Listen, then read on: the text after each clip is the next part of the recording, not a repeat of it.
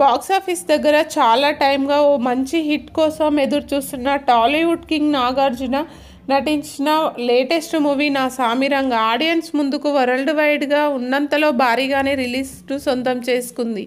King Nagarjuna ఊరమాస్ not రోల్లో అదరగొట్టడంతో ఓవరాల్గా చాలా వరకు సినిమా అంచనాలను అందుకునేలా ఉందని అంటున్నారు.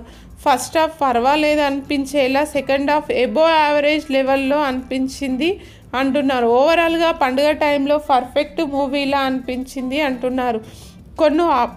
కొన్ని అప్ అండ్ డౌన్స్ ఉన్నా కూడా సినిమా ఓవరాల్గా ఎబో యావరేజ్ లెవెల్లో అనిపించేలా ఉంది. నా Saamiranga movie 4th day collections ఎలా ఉన్నాయో చూద్దాం.